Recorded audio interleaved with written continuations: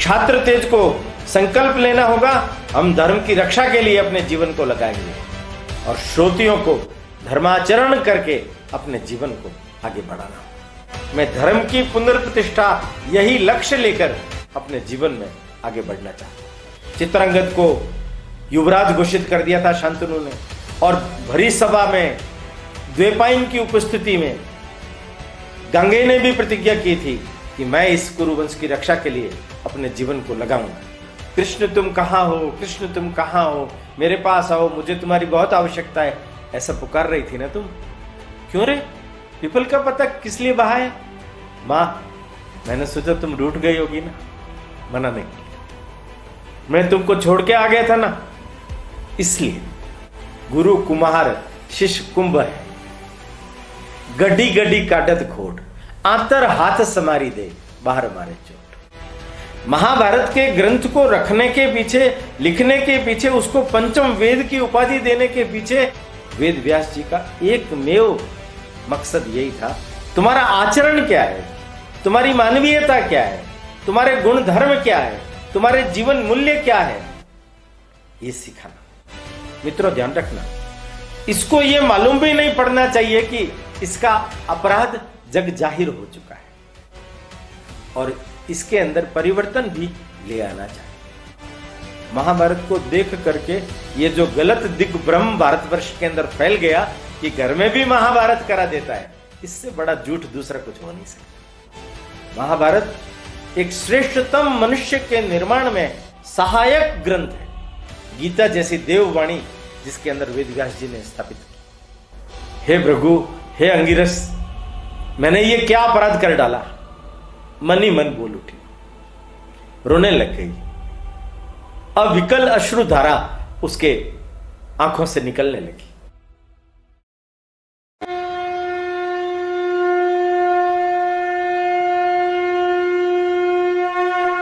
आज हमारे बीच में हमारे जो मुख्य उद्बोधनकर्ता हैं, हमारे प्रेरक, हमारे पथ प्रदर्शक, वर्ष 1986 से जो अपना जीवन राष्ट्र निर्माण और राष्ट्र सेवा के लिए समर्पित कर चुके हैं, ऐसे संघ के प्रचारक माननीय ओमजी भाई साहब, आप एक प्रखर लेखक विचारक हैं। आप द्वारा कई पुस्तकें लिखी गई हैं जिनमें मेवाड़ गौरव गाथा, जन जन के महावीर, पन्नादाय, बाबा रामदेव जैसी 25 पुस्तकों का आपने लेखन किया है और जो आज हमारे बीच में हमारे ज्ञानवर्धन के लिए आज प्रकाशित होकर हमारे बीच में है। मैं आज के इस पुनीत अवसर पर मान्यवर भाई साहब से निवेदन करूंगी कि हमें प्रबोधन प्रदान करें। आदरणीय ओमजी भाई साहब।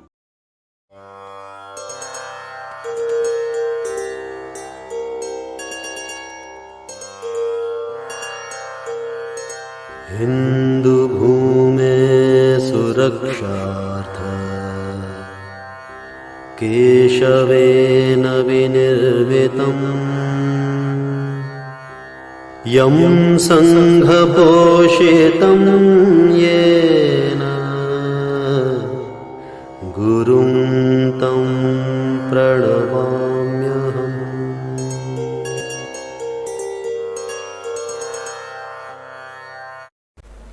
नमस्कार। समुत्कर्ष व्याख्यान श्रृंखला यतो धर्मस् ततो जय, मैं आप सब देवियों और सज्जनों का हार्दिक स्वागत करता हूं।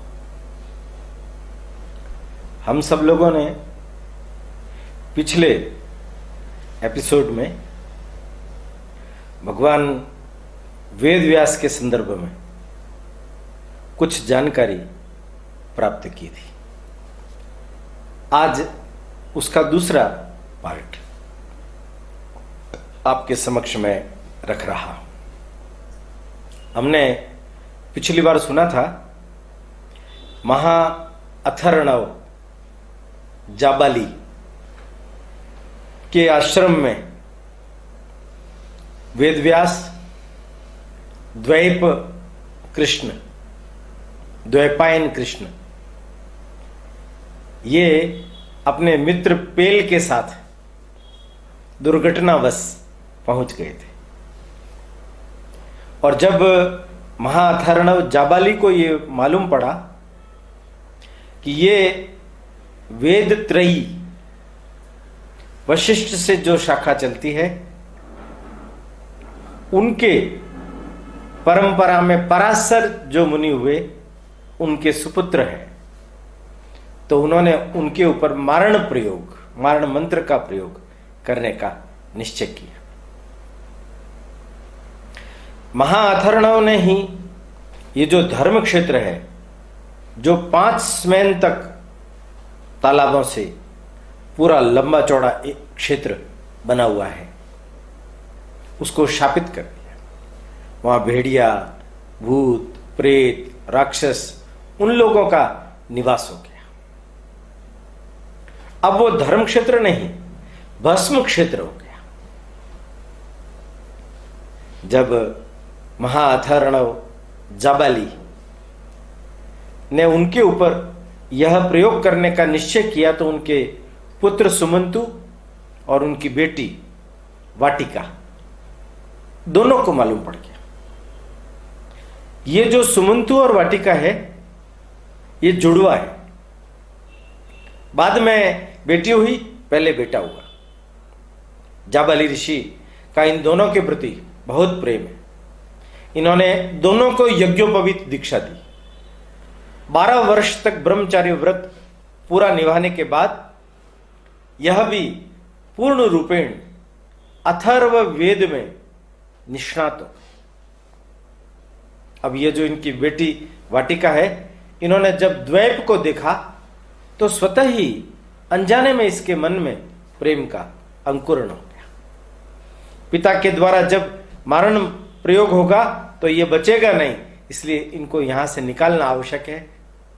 तो द्वैप को आधी रात को उठाकर वनस्पतियां देकर, आयुर्वेदिक जड़ी बूटियां देकर और उनको भागने के लिए आग्रह किया।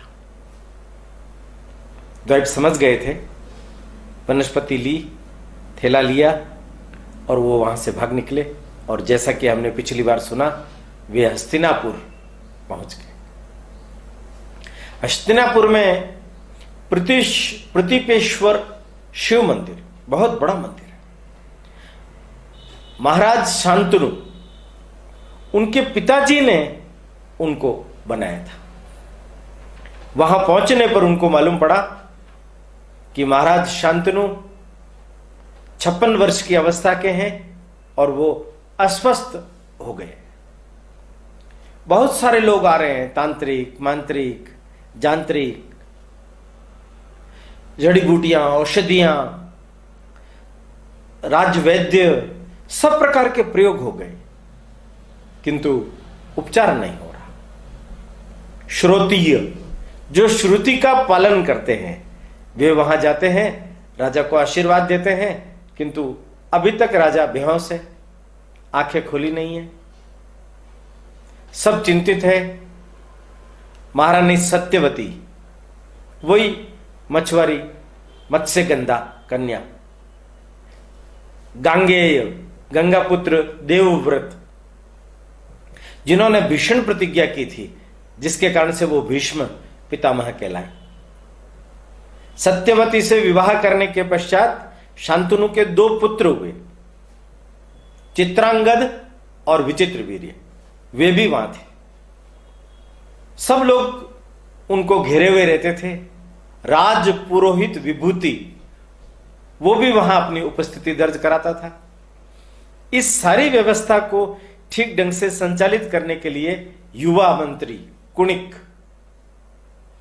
वो राज्य की ये सारी व्यवस्थाओं को संभालता था। उसकी देखरेख में सब काम हो रहे थे। प्रतीपेश्वर महादेव के दर्शन करने के बाद भूखा प्यासा अपनी हालत देखी तो उसकी जो मृग चर्म थी जगह जगह से घिस गई थी, फटने जैसी स्थिति में आ गई थी। चेहरा विवर्ण हो चुका था थकान के कारण से। उन्हें लगा कि इस स्थिति के अंदर मैं कुछ कर पाऊंगा या नहीं। तो भी उसने राजमहल की ओर प्रस्थान किया और पहुंचे वो राजमहल। सबके पीछे खड़े रहे।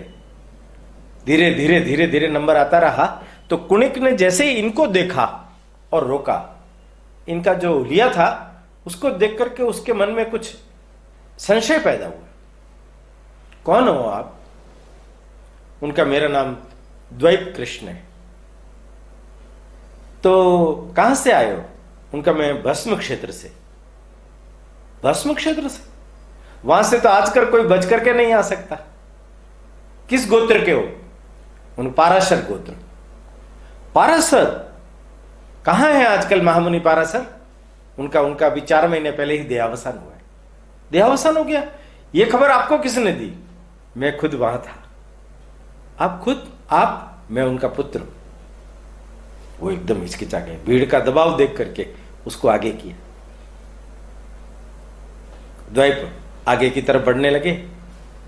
श्रोतीय सारे आशीर्वाद देते हुए महाराज को आगे बढ़ते जा रहे थे। गांगे खड़े हुए व्यवस्था देख रहे थे। सबसे अंत में ये पहुंचे। इन्होंने भी हाथ दोनों उठा करके आशीर्वाद दिया और रुक गए। गांगे ने पूछा, बालमुनि क्या हुआ? पधारिए ना आप। क्या मैं महाराज को निकट से देख सकता हूं? गांगे थक चुके थे। इतने प्रयत्न करने के बाद निराशा ही आंख लगी थी। उस मानसिकता से उन्होंने कहा, नहीं, आप पधारिए। आपको क्या चाहिए? कुछ चाहिए क्या? बालमुनि ने कहा कि मुझे कुछ नहीं चाहिए, मैं तो लेने नहीं देने आया हूं। गांगे ने फिर भी रुक्ष स्वर से बोला, नहीं, आप पधारिए। मन महसूस करके द्वैप बाहर आ गए। उनके चेहरे पर भूख, प्यास, थकान सब दिख रही थी। वो जब जा ही रहे थे, पीछे से एक वृद्धा दासी आकर के उनको रोकने लगी। बालमुनि रुकिए, महादेवी का आदेश है, महारानी सत्यवती, कि वो जो बालमुनि है लगता है भूखे हैं, उन्हें राजमहल में भोजन करा करके ही भेजना है। उनका नहीं, मुझे भोजन नहीं करना है। मैं देरी से आया था, वहां भोजन की व्यवस्था पूर्ण हो चुकी थी, इसलिए मैंने भोजन नहीं किया। बाद में भोजन जब शुरू होगा तो मैं और कर लूंगा, और मैं 24 घंटे में एक बार ही भोजन ग्रहण करता हूं। वो दासी हाथ जोड़ के खड़ी हो गई। बालमुनि हठ मत कीजिए, महादेवी ने मुझे कहा है अगर मैं आपको लेकर के नहीं जाऊंगी तो वो मेरे ऊपर रुष्ट हो जाएंगे। इस बेचारी के ऊपर कोई विपदा न आए, यह सोचकर द्वैप उनके साथ चल पड़े।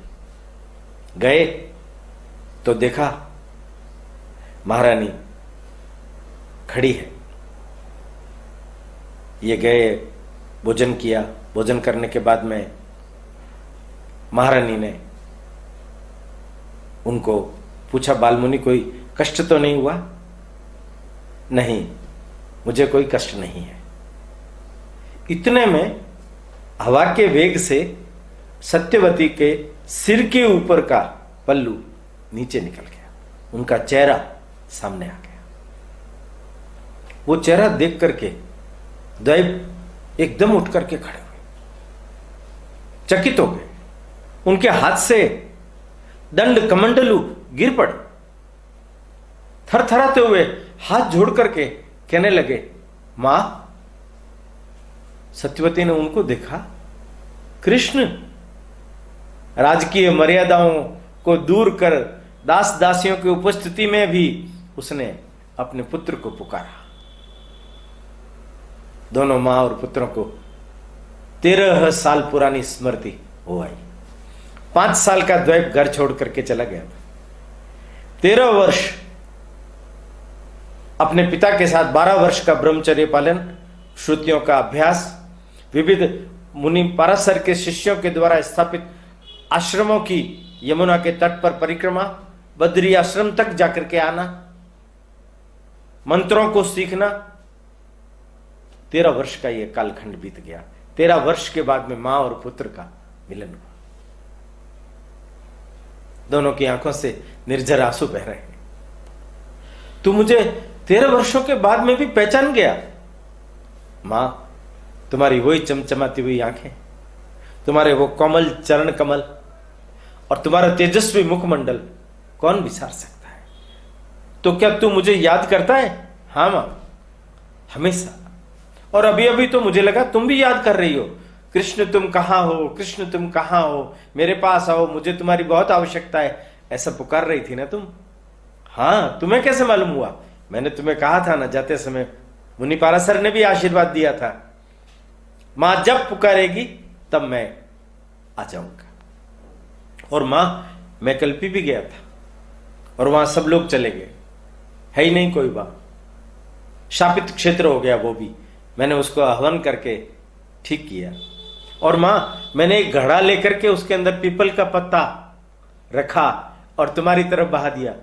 क्यों रे, पीपल का पत्ता किस लिए बहाया? मां, मैंने सोचा तुम रूठ गई होगी ना, मनाने के लिए।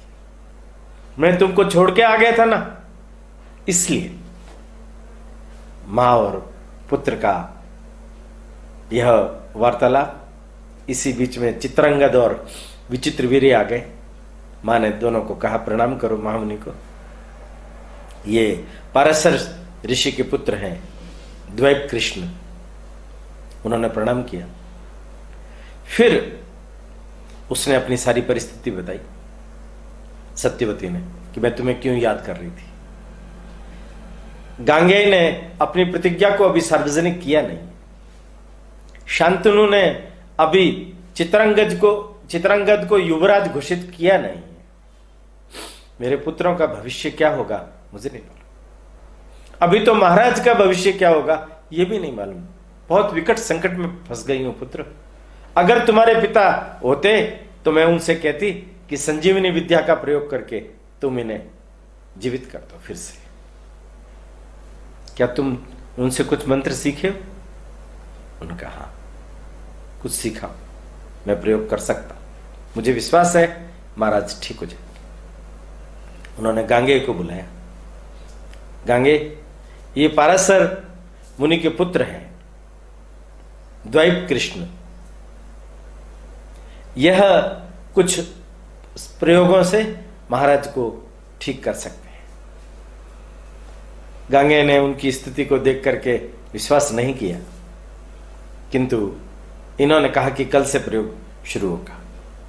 प्रातःकाल गंगा नदी में स्नान किया, सूर्य भगवान की आराधना की। हे सविता नारायण, तुम मुझे शक्ति दो।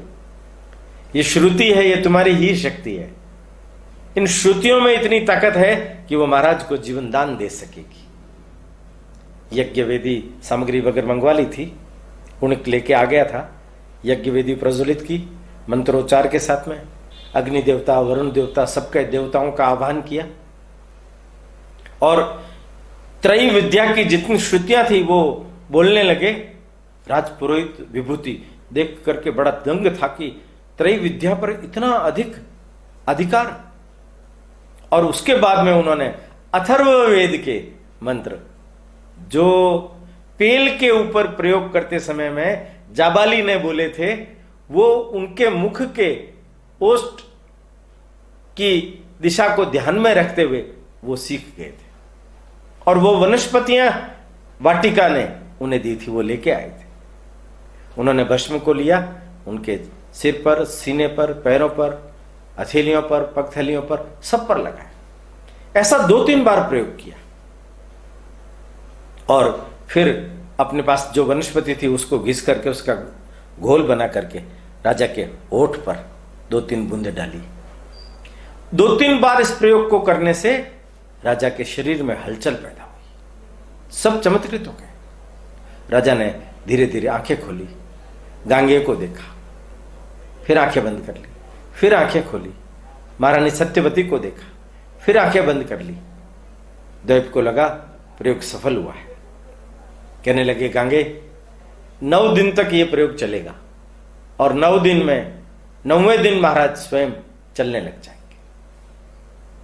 चारों तरफ द्वैप कृष्ण की बातें फैलने लगी।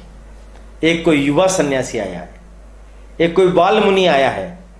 वो बड़े चमत्कारिक तरीके से उसने महाराज को होश में ले आया। वो महाराज का उपचार कर रहा है। यह सुनकर के जो लोग रोगी थे, अपाहिज थे, वो उनकी भीड़ इस बाल मुनि के दर्शनों के लिए राजमहल में उमड़ पड़ी। 8 दिन तक पूरा प्रयोग करने के बाद 9वें दिन इन्होंने गायत्री माता का उच्चारण किया, ओम भूर्भुवस्वः मंत्र का जाप किया और सविता सूर्य नारायण से अनुमति प्राप्त करके, और राजा ने जब आंखें खोली तो सहारा देकर के उनको उठवाया। एक तरफ गंगे ने सहारा दिया, एक तरफ महाराज ने सहारा दिया। उठ करके खड़े हो गए और राजा चलने लग गए। यह चमत्कार जब देखा तो विभूति के मन में भी ये लगने लगा कि कहीं ये बाल मुनि मेरी जगह राजपुरोहित का पद ग्रहण न कर ले। कौन हो तुम? तो फिर उन्होंने कहा, मैं पाराशर ऋषि उनके संतान पुत्र। हम भी वशिष्ठ की परंपरा के हैं, वेदत्रयी के उपासक हैं। द्वैत कृष्ण ने हल्के से मुस्कुरा करके कहा, आपको तो मैं जानता हूं, आपका बहुत नाम सुना है।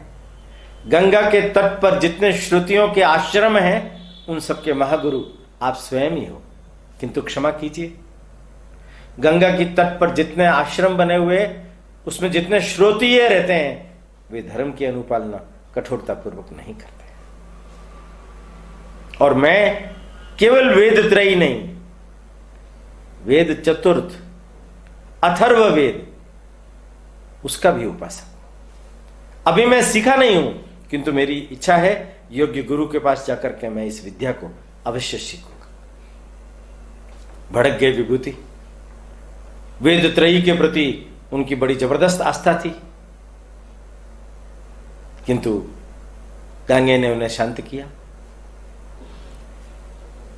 द्वैपायन ने गांगे को कहा, गांगे, हालांकि आप मेरे से उम्र में बड़े हो, आपने प्रतिज्ञाएं की है, मैं विवाह नहीं करूंगा, मैं हस्तिनापुर की राजगद्दी पर नहीं बैठूंगा, मैं कुरु वंश की रक्षा के लिए अपने जीवन को लगाऊंगा।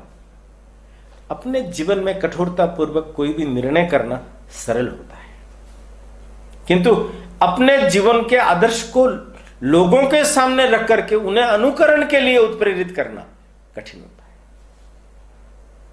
लोगों के हृदय का परिवर्तन करना, गांगे, यही सबसे महत्व की चीज है। धर्म हमें इसी मार्ग पर चलना सिखाता है। शांतनु ने धीरे से गांगे को पास बुलाया, उसके कान में कुछ बोला। गांगे ने बाल मुनि से बोला, आपने महाराज को जीवन दान दिया, महाराज चाहते हैं कि हम भी आपकी कुछ सहायता कर सकें। उन्होंने कहा, मैंने किसी सहायता की अपेक्षा रखते हुए यह काम नहीं किया। मेरे मन में बस 2 बातें हैं। धर्म क्षेत्र की पुनर्प्रतिष्ठा होनी चाहिए। धर्म क्षेत्र? गांगे बोले, अरे वहां तो भेड़िया, राक्षस, भूत, प्रेत उनका डेरा है, वो कैसे पुनर्जीवित हो सकता है? उनका धर्म क्षेत्र को जब तक जागृत नहीं किया जाएगा तब तक धर्म की धारा इस भारतवर्ष में नहीं बहेगी। छात्र तेज को संकल्प लेना होगा, हम धर्म की रक्षा के लिए अपने जीवन को लगाएंगे और श्रोतियों को धर्माचरण करके अपने जीवन को आगे बढ़ाना होगा। मैं धर्म की पुनर्प्रतिष्ठा यही लक्ष्य लेकर अपने जीवन में आगे बढ़ना चाहता हूं। इसके लिए हमें क्या करना होगा? पुराने समय में आप लोगों ने सब क्षेत्रों में विजय प्राप्त की, हेयों का आक्रमण हुआ तब उनको भी खदेड़ा। आपका छात्र तेज निस्संदेह तेजस्वी है, उसका प्रभाव सब राज्यों के ऊपर भी है, पर आज तक आपने कभी राजसूय यज्ञ, चक्रवर्ती सम्राट के अनुरूप कोई यज्ञ, वाजपेयी यज्ञ ये नहीं किया। मेरी इच्छा है उस धर्म क्षेत्र में आप वाजपेयी यज्ञ कीजिए, वो बहुत थोड़े समय में पूरा हो जाएगा। 17 दिनों का वो अनुष्ठान है। महाराज शांतनु ने कहा, अवश्य करेंगे हम। मेरी स्थिति को देखते हुए क्या तुम्हें लगता है कि मैं कर पाऊंगा? अवश्य महाराज, आप अवश्य कर पाएंगे। और उस वाजपेयी यज्ञ के प्रमुख होता राजपुरोहित विभूति जी वो होंगे। विभूति ने हाथ जोड़ करके कह दिया, क्षमा कीजिए महाराज, मैं त्रयी विद्या को छोड़ करके जहां चतुर्वेद का नाम लिया जाएगा वहां मैं नहीं आऊंगा, मुझे क्षमा कीजिए, मैं इस यज्ञ का होता नहीं बनूंगा। हंसते हुए कृष्ण द्वैपायन ने कहा, यह वर्षों की कलह है, वशिष्ठ के समय से यह चली आ रही है, भृगु और अंगिरस के समय से यह चली आ रही है। अब समय आ गया है, भगवान ने यह उत्तरदायित्व हम लोगों को दिया है। अगर हम लोग हमारे इस उत्तरदायित्व को पूरा नहीं करेंगे तो ईश्वर हमें क्षमा नहीं करेगा, हमें यह करना ही होगा।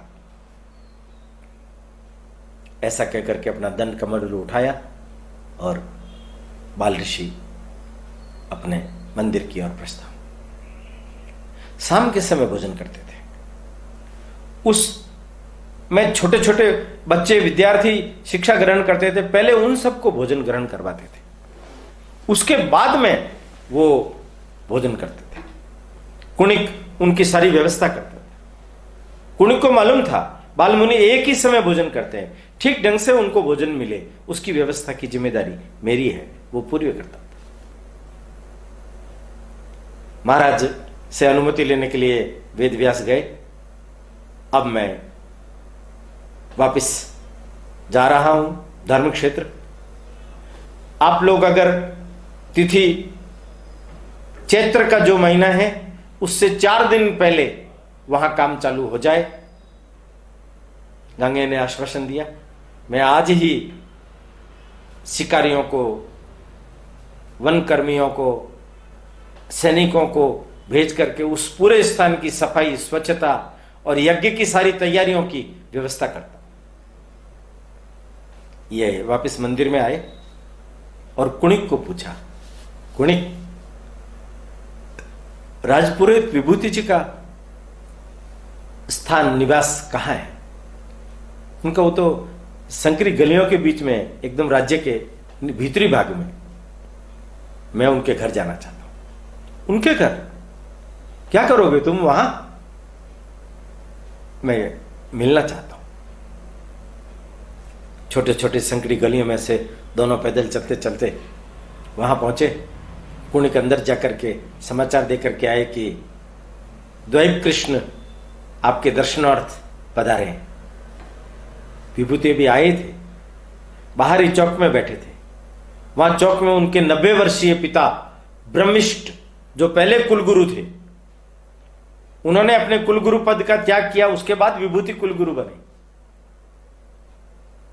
विभूति एकदम चमत्कृत रहे। बालमुनि मेरे घर पर? सोच ही नहीं सकता। गए द्वैप अंदर, सबसे पहले उनके पिताजी को प्रणाम किया, फिर उनको प्रणाम किया। 3-4 बड़े बड़े वरिष्ठ श्रुतीय विविध गंगा तट पर बने हुए आश्रमों के प्रमुख आचार्य वो भी वहां बैठे हुए थे। कृष्ण जाकर के बैठे। विभूति के दोनों पुत्र वो भी बैठे हुए थे, सबके आसन लगे हुए थे।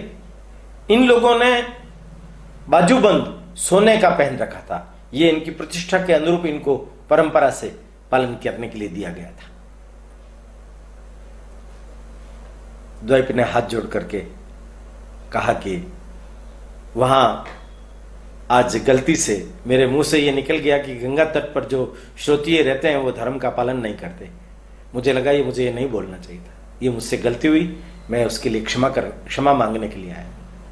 आप मेरे लिए कोई भी प्रायश्चित निर्धारित कीजिए, मैं उसका पालन करूंगा। गुस्से में आ गए वो, मैं कुछ भी तुम्हारे बीच में नहीं बोलना चाहता हूं और मैं वो यज्ञ उसका होता भी नहीं बनूंगा। वाजपेयी यज्ञ जिसको कराना है कराए। उनका कि इससे महारानी सत्यवती को ठेस पहुंचेगी, राजा शांतनु को ठेस पहुंचेगी। यज्ञ तो आपको कराना होगा, पर मैं उस यज्ञ में नहीं रहूंगा, मुझे आप उस यज्ञ से मुक्त कर दीजिए। ये वार्तालाप चल रहा था। वो जो उनके पिताजी थे ऊंचा सुनते थे, फिर भी उनको बातों में रस आने लगा। वो उनसे पूछने लगे, पुत्र तुम कौन हो? उनका, मैं पारासर का पुत्र हूं। तो तुम ये कहां से सीखे सब श्रुतियां? उनका, मेरे पिता ने मुझे वेद त्रयी की शिक्षा दी। हम वशिष्ठ के गोत्र के, कि मैं भी वशिष्ठ के आश्रम में रह करके शिक्षा प्राप्त किया। वो वेद त्रयी का उपासक हूं, और मैंने ही उस समय में वेद त्रयी का आग्रह किया था। मैंने अपने पुत्र तक को कहा है वेद त्रयी पर कोई समझौता नहीं होना चाहिए। और तुम आज बोल रहे हो, ये मुझे बता रहा था कि अथर्व वेद की भी जानकारी रखते हो, और तुम चाहते हो चौथे वेद के रूप में उसकी प्रतिष्ठा बने, और अथर्व वेद को मानने वाले लोगों को यज्ञ में ब्रह्मा का स्थान मिले। यह कलह तो बहुत पुरानी है, मेरे ही पैदा की हुई है। तुम्हारी इच्छा क्या है? उनका, कि जब तक श्रोतीय जो श्रुति की परंपरा को अपने जीवन में स्थान नहीं देंगे, केवल श्रुति मुख पर याद कर लेने से नहीं होगा, अपने जीवन में उसका आचरण करना पड़ता है। मेरी इच्छा है, मेरे जीवन का लक्ष्य यही है, मैं अपने प्राणों की आहुति देकर के भी भारतवर्ष के अंदर धर्म की पुनर्प्रतिष्ठा करूंगा, और उसके लिए चारों वेदों को मानने वाले सभी श्रुतियों को एक रास्ते पर ला करके, एकजुट करके, और धर्म की पुनर्प्रतिष्ठा का मार्ग प्रशस्त करूंगा। महाराज शांतनु गांगेय ने भी मुझे क्षात्र तेज और ब्रह्म तेज उसके समन्वय का आश्वासन दिया है। विभूति गुस्से में आ गए, अपने पिता को कहा आप शांत रहिए, और इनको कहा आप पधारिए, मेरे यहां आपका कोई स्थान नहीं है। ये एकदम हतबल हो गए, कोई रास्ता निकल नहीं रहा है। आत्मग्लानि से भर उठे, प्रणाम किया सबको, अपना दंड कमंडलू उठाया, और उठ करके जैसे ही जाने लगे, ये जो इनके पिताजी थे ब्रह्मिष्ठ, उन्होंने उनको रोका। रुको, विभूति ने कहा उनको रोको मत, जाने दो। क्यों जाने दूं उनको?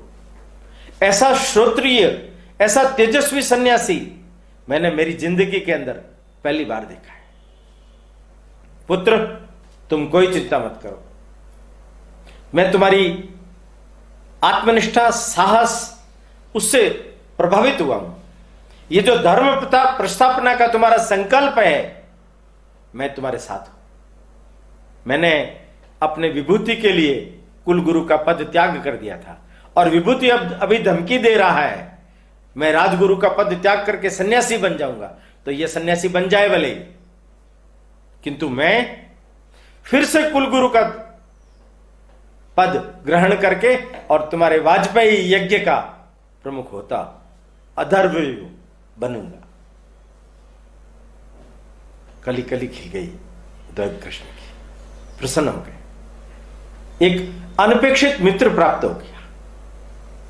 जीवन के जो लक्ष्य और सपने देखे थे वो पूरे होने के आसार लगने लगे। वो चल दिए प्रणाम करके।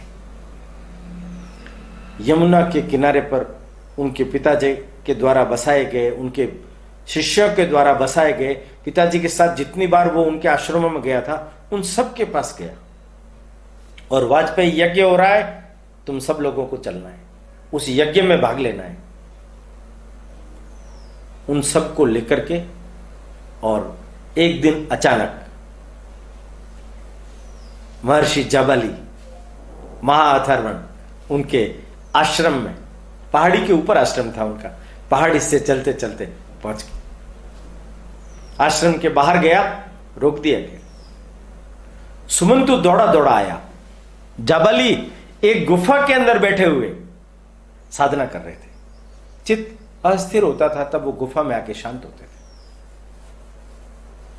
वो द्वैत कहां चला गया? कृष्ण आश्रम को छोड़ करके चला गया। मैं उस पर मारण प्रयोग करूंगा, मैं उस पर मारण प्रयोग करूंगा। सुमंतु आए। तुम क्यों आए हो? तुम्हें मालूम है गुफा में आना निषेध है। वो लौट आया है। कौन वो? द्वैत कृष्ण। किस लिए आया वो कह रहा है कि मैं तुम्हारे पिताजी मारण प्रयोग करना चाहते हैं मेरे ऊपर, मैं इसलिए आया हूं कि वो मेरे ऊपर मारण प्रयोग कर ले। पागल हो गया है वो, मरने के लिए आया है। पिताजी शांत रहिए ना, आया है वो, एक बार मिल तो लीजिए, बुलाओ। वो आया, प्रणाम किया। क्यों आए हो तुम यहां? तुम्हें जब मालूम है कि मैं तुम्हारे ऊपर मारण प्रयोग करूंगा, मुझे मालूम है आप मेरे ऊपर मारण प्रयोग करोगे, इसीलिए तो आया हूं। एक शिष्य का कर्तव्य बनता है वे अपने गुरु की इच्छा को पूरा करें। कौन शिष्य? तुम मेरे शिष्य नहीं हो, मैं आपका शिष्य हूं। आप भले ही माने ना माने, क्योंकि मैंने आपकी ही विद्या से, आपकी ही शिक्षा से सब काम किया है। क्या यह सच है? तुमने शांतनु को जीवन दान दिया? हाँ सच है। कैसे? त्रैविद्या से? नहीं, त्रैविद्या और अथर्व विद्या से। वनस्पतियों का प्रयोग वो भी किया। कहां से मिली तुम्हें? आपके आश्रम का ही प्रसाद था महाराज। समझ गए महाराज, आप मेरे ऊपर मारण प्रयोग कीजिए, मैं उसके लिए तत्पर हूं। मैं आपका शिष्य बनने के लिए तत्पर हूं। नीचे की तरफ देखिए, सुमंत को भेजिए। यमुना तट के सभी आश्रमों के श्रोत्रिय आपका शिष्यत्व ग्रहण करने के लिए नीचे आ गए। गांगेय ने इन सब की व्यवस्था के लिए राशन, पानी, 300 गायें, उनका इंतजाम किया। वे आपकी आज्ञा चाहते हैं, आप उनको अपने शिष्यत्व के दायरे में ले लीजिए, या सुमंतु को यह अधिकार दे दीजिए, वो उनको दीक्षा देकर के उनके गुरु के रूप में प्रतिष्ठित हो जाए। वाजपेयी यज्ञ करने की अनुमति शांतनु ने दी है, और आपका भी सपना पूरा होगा। मेरा सपना? मेरा कौन सा सपना? आपका सपना नहीं है ये जो भस्म क्षेत्र है, अंगीरस और भृगु के शाप के कारण शापित हुआ ना, ये शापित क्षेत्र पुनर्यज्ञ के कारण से धर्म की प्रतिष्ठा में सहायक सिद्ध होगा। और आपकी इच्छा यह है कि नहीं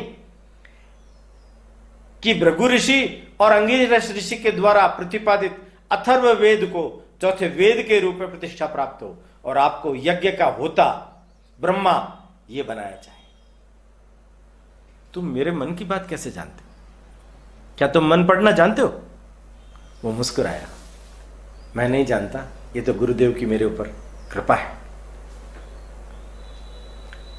जावली समझ गए। कृष्ण ने बहुत ठीक ढंग से उसके सामने सारी बातें रखी, और अब समय आ गया है, कलह करने का समय नहीं है। फिर से चारों वेदों की शिक्षा श्रोतियों को ठीक ढंग से दी जाए, ऐसे एक आश्रम की व्यवस्था की जाए। आप जिसको नियुक्त करेंगे, आप ब्रह्म यज्ञ के होता बने, ब्रह्मा बने, या आपके किसी शिष्य को आप नियुक्त कर दीजिए। थोड़ी सी कुटिल मुस्कान जाबाली के चेहरे पर आई। उन्होंने कहा कि बेटा, इस बार जो मैं तुम्हारे ऊपर मारण प्रयोग करूंगा, तुम जिंदगी भर फड़फड़ाओगे। कौन सा प्रयोग है मालूम है तुम्हें? अभी बताता हूं। वो वनस्पति तुम्हें वाटिका ने दी थी?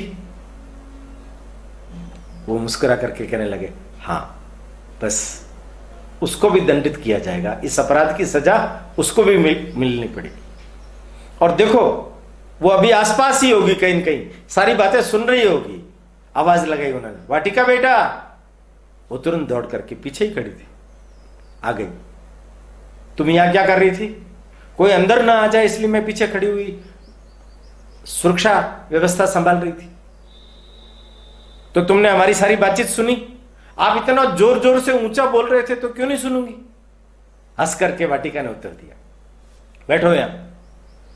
अब मैं तुम दोनों के ऊपर मारण प्रयोग कर रहा हूं। व्यास, तुम भी ब्रह्मचार्य से आगे बढ़ चुके हो, और मेरी बेटी वाटिका भी ब्रह्मचर्य से आगे बढ़ चुकी है। एक न एक दिन तो वाटिका को मेरे आश्रम से विदा करना था योग्य व्यक्ति के साथ। आज मुझे योग्य व्यक्ति मिल गया है। तुम दोनों पर मैं प्रयोग कर रहा हूं और उन्होंने कुछ मंत्रों का पाठ किया, तुम दोनों के मन में एक दूसरे के प्रति प्रेम पैदा हो जाए। उन दोनों के मन में प्रेम पैदा हो गया। उचित तिथि देख करके दोनों का विवाह कर लिया गया। महाअथर्वण जाबाली के मुनि वेदव्यास शिष्य बन गए और दामाद भी बन गए, जामाता बन गए। योग्य समय पर सब लोग आए। 17 दिन का यज्ञ शुरू हुआ। जाबाली ने अपने मुख्य शिष्य शौनक ऋषि को ब्रह्मा यज्ञ का ब्रह्मा बनाया। सब लोग मिले, विभूति मिले, ब्रह्मिष्ठ भी आए वहां। महाअथर्वण जाबाली से उनकी भेंट हुई। जाबाली ने उनके चरण स्पर्श किए। किसी समय में हम शत्रु रहा करते थे, पर आज हम सब मित्र और धर्म की प्रतिष्ठा के मार्ग के साथी हो गए। मुनि के नियोजन में, निर्देशन में यज्ञ 17वें 18वें दिन तक पहुंचा। महारानी सत्यवती, चित्रांगद, विचित्र वीर्य, ये सब आए। चित्रांगद को युवराज घोषित कर दिया था शांतनु ने। और भरी सभा में द्वैपायन की उपस्थिति में गंगे ने भी प्रतिज्ञा की थी कि मैं इस कुरुवंश की रक्षा के लिए अपने जीवन को लगाऊंगा। यहां 17-18 दिन तक सत्यवती जब वहां रही तो सत्यवती की ममता द्वैपायन के प्रति देखकर वाटिका के मन में ईर्ष्या पैदा हो गई। वो जानती नहीं थी कि द्वैपायन सत्यवती के पुत्र हैं। सत्यवती सुंदर थी। उनके मन में ईर्ष्यावश द्वेष पैदा हो गया। मेरे पति भी सत्यवती का बहुत ध्यान रखते हैं और सत्यवती भी उनका बहुत ध्यान रखती है। एक मन में कुंठा पैदा हो गया। ईर्ष्या की अग्नि में ये जलने लगी। इसने 17वें दिन महाराज शांतनु जब रथारूढ़ होकर के रथ का संचालन कर रहे थे तो गंगे ने कहा कि मैं साथ में चल करके सहयोग करता हूं। द्वैपायन ने कहा नहीं, महाराज खुद कर लेंगे। सत्यवती को ऊपर बिठाया, महाराज ने दिया। महाराज को अचानक ही ऐसा लगने लगा जैसे कोई मैं 20 साल का युवक हो गया हूं, और पूरे रथ को बड़ी तेजी से घुमा करके वापस लेकर के आए। इधर वाटिका दिखाई नहीं दी। रात को सारे कामों से निवृत्त होकर के जब सत्यवती अपने निवास स्थान पर पहुंची तो उसने देखा उसके पलंग के चारों तरफ एक कोई सफेद दूध की धारा बनी हुई है। तुरंत उसने हाथ पकड़ करके अपना जो बिछोना था उसको निकाला तो 4 पत्ते उसके अंदर से निकले। इन्होंने अपनी दासी दावी उनको कहा कि तुम मेरा बिछोना यहां कर दो, मैं यहीं सोऊंगी, उस पर नहीं सोऊंगी। और तुम जाकर के बाल मुनि को यह सूचना देकर के। उधर द्वैपायन जब अपने बिस्तर पर गए तो देखा तो बिस्तर को झटका वही 4 पत्ते वापस निकले। वो चकित हो गए, किसने किया? कौन कर सकता है? ये जानने वाले व्यक्ति तो आश्रम के जाबाली स्वयं है, उनके शिष्य सुमंतु शौनक है। ये नहीं कर सकते तो किसने किया? किसने किया? किसने किया? ओहो हो, अच्छा ये वाटिका का काम है। वो शायद सत्यवती और मेरे बीच की ममता को समझ नहीं पाई। उस बेचारी का कोई दोष नहीं है। उसका पति किसी और स्त्री का ध्यान करे ये उसे सहन नहीं हुआ। ये सब उसी ने किया है। अब अगर उसको डांटूंगा, उसको ये अपराध की सजा दूंगा, उसको ये पता चल जाएगा कि वो अपराधी है, तो इस आत्मग्लानि से जीवन भर नहीं निकलेगी। मित्रों ध्यान रखना, मित्रों ध्यान रखना, मैं अभी एक बहुत ही महत्वपूर्ण बिंदु के ऊपर आपका ध्यान केंद्रित कर रहा हूं। द्वैपायन ने बहुत ढंग से सोचा। इसको यह मालूम भी नहीं पड़ना चाहिए कि इसका अपराध जग जाहिर हो चुका है और इसके अंदर परिवर्तन भी ले आना चाहिए। कैसे करेंगे ये काम? पास के ही परिसर में वाटिका सो रही थी। खटखटाया दरवाजा, वाटिका उठी, उसको तो पहले से ही मालूम था, पकड़ी गई मैं, वस्त्र सुव्यवस्थित करके बाहर आई। स्वामी क्या हुआ? आओ बैठो, मैंने तुम्हें एक विषय पर परामर्श करने के लिए बुलाया है। परामर्श? कौन सा विषय? आज महारानी सत्यवती के ऊपर किसी ने यादू, ज को यह बोलते हैं, यज्ञ, यज्ञ, जादू, यादू कर दिया है। किसने? 4 पत्ते मिले हैं ये, उन्होंने वो पत्ते दिखाए। ये पत्ते वात के पत्ते हैं, इस पर कोई मंत्र बोल करके जब पूरा करते हैं तो वो उसके मन में दुष्टता पैदा कर देता है, दुराव पैदा कर देता है। ये तुम्हारे पिता के बगीचे में ये होते हैं। मैं मेरे पिता के साथ चलता था तो फिर मेरे पिता बताते थे, तो किसी ने किया है, कौन है वो, इसका पता करना है। देखिए उन्होंने ये ध्यान रखा, मेरे बिस्तर में भी 4 पत्ते मिले हैं, ये नहीं बताया उन्होंने। महारानी की जान को खतरा है और तुम्हें उनकी सुरक्षा में रहना है। मैं क्यों रहूंगी उनकी सुरक्षा में? मैं क्यों ध्यान रखूं उनका? वो मेरे क्या लगती है? देखिए आप अपने बिस्तर पर पड़े हुए पत्तों को न बता करके उसके मन में किसी भी प्रकार का यह संशय नहीं हो कि पति के वहां पर भी मैंने यह प्रयोग किया था तो अपराधिणी महसूस हो करे। ध्यान रखा है। उन्होंने कहा कि देखो एक छोटी सी बात है जो मेरे पिताजी मुझे कहते थे, विवाहित पुत्र को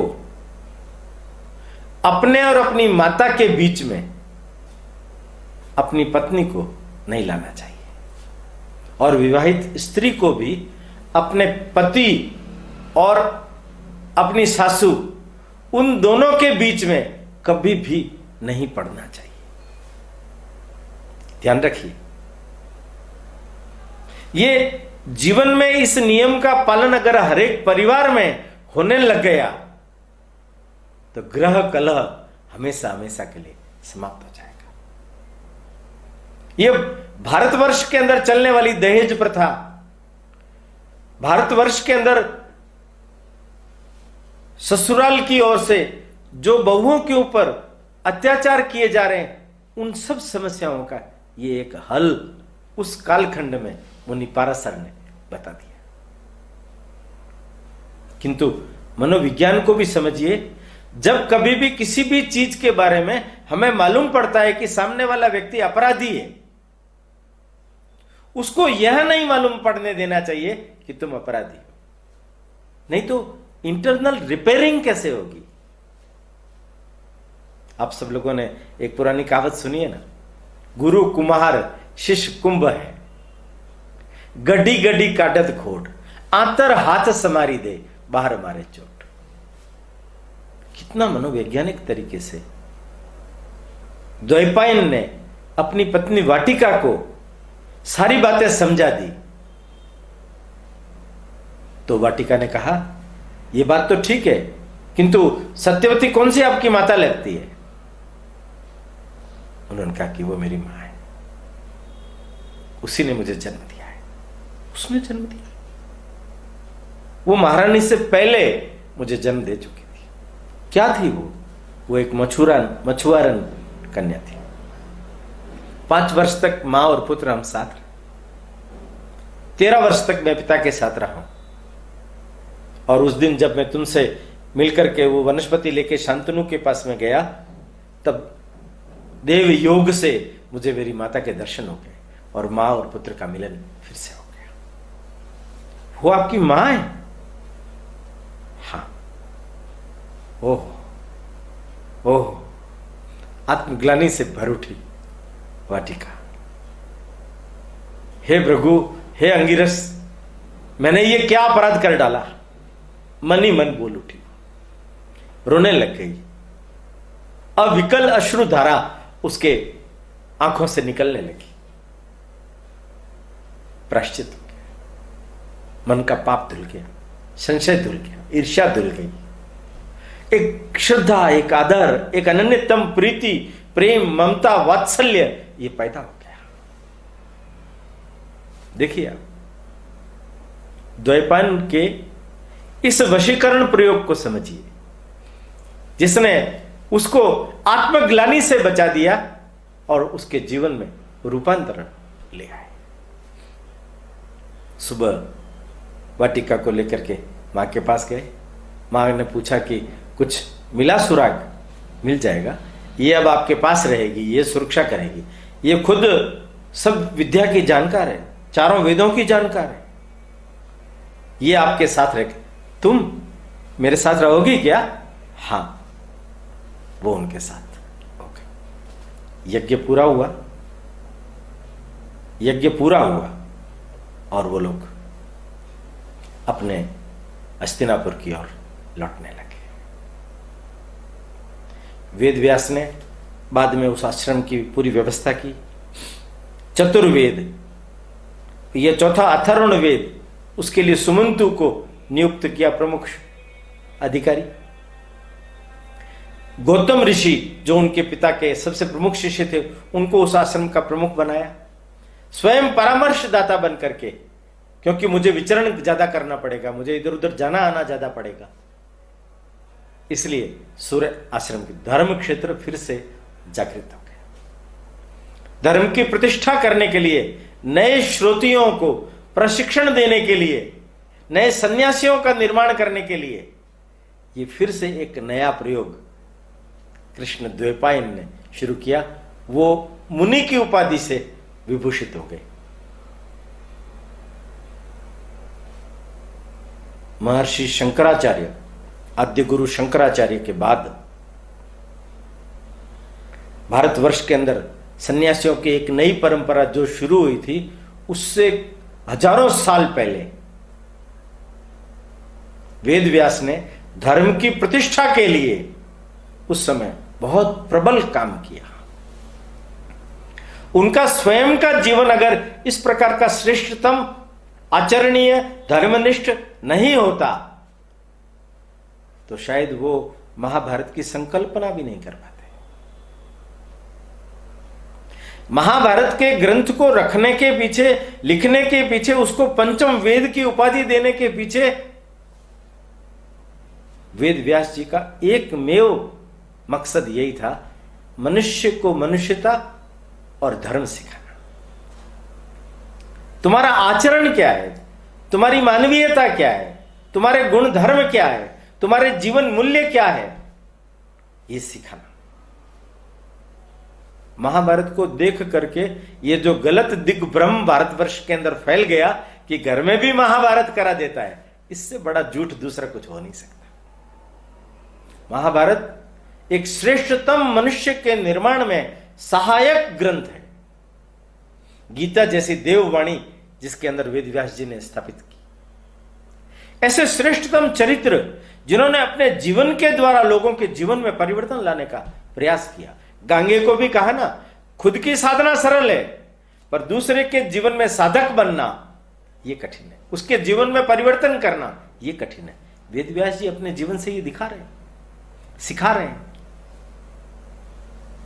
आज वेद व्यास जी के जीवन पर मैं इतना ही बोलूंगा। आगे से अगले एपिसोड में हम ये जो महाभारत की कथा भरत राजा से शुरू होती है, शांतनु, भीष्म प्रतिज्ञा इत्यादि वो सारे प्रसंगों को अगली बार हम सब लोग ठीक ढंग से सुनेंगे। अच्छे मन से, ठीक मन से हम समझने का प्रयत्न करें, यही मैं प्रार्थना करता हूं। अगली बार फिर अगले रविवार 11 बजे फिर से भेंट होगी। प्रणाम। समुत्कर्ष समिति से जुड़ी सभी जानकारियां प्राप्त करने के लिए हमारे YouTube चैनल समुत्कर्ष समिति को अवश्य सब्सक्राइब करें। आप सभी का समुत्कर्ष समिति के प्रति यही स्नेह और आत्मीय भाव बना रहे। धन्यवाद।